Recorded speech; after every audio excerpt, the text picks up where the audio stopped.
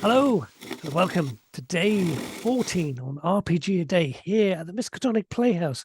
Today's question is our favorite convention purchase. Now that we're all able to go back in person and buy things from people in stalls and everything.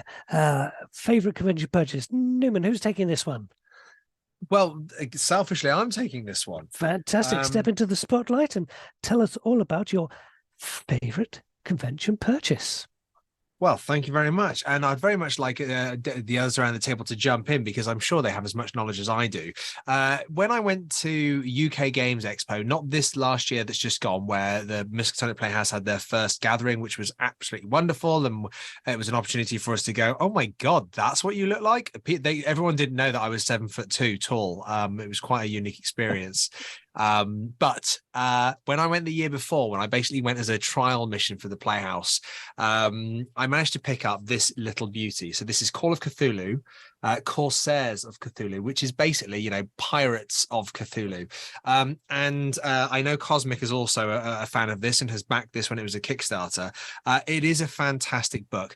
And I think with this collective group that we've got here, with our collective love of Regency Cthulhu, this is something that very much sits, at the forefront of a lot of what we think. And Stu, with his scenario, A Drop of Nelson's Blood, has very much ventured into this territory here where we're talking about ships, we're talking about crews, we're talking about the life being on ships and what it's like. And I have to say, it's a bloody good book. It's really good. There's little scenarios in there. There's a great series of statistics, but there's also just some fantastic chapters. And, if I were to look at the table of contents and just read a few out for you, you've got the Golden Age of Piracy, the Caribbean, character creation, alchemy and voodoo, the ship's crew, a pirate's life for me, ships, armaments and combat, and that's just section 1. So you can imagine as it goes on what there is else to look at. And I would say that if you are looking at anything that does,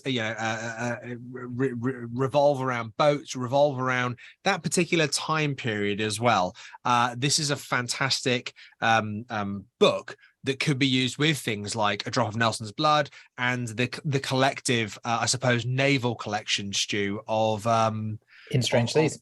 In Strange Seas scenarios that are out there, headed by Evan Perlman, who is an absolute name in this community that we should all be taking note of, who creates these fantastic collaboration projects.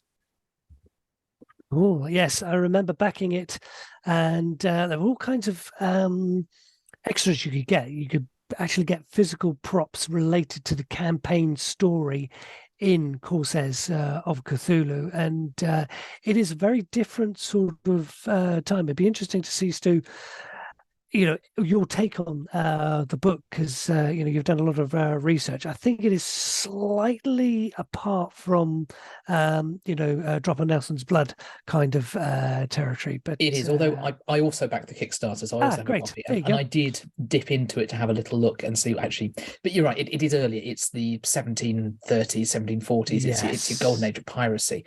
That being said, you can. I like the fact that you've actually got 4 books that cover a good period at that time. You've got the Corsairs of Cthulhu, followed by Reign of Terror, followed by Regency Cthulhu, followed by Convicts of Cthulhu, which is available on DriveThruRPG, and it's all about the transports convicts in Australia.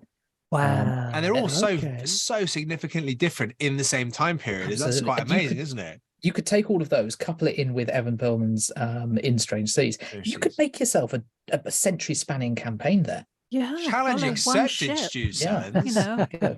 For you, the challenge for you to make this and make us all play it, accepted. That sounds amazing. Well, if we've got a spare year on the Playhouse. And when it is all print on demand, you can go to Games Expo and visit the Chaosium booth, and then that will be your favorite convention purchase. That's it for day 14. Let's see what day 15 brings for us tomorrow.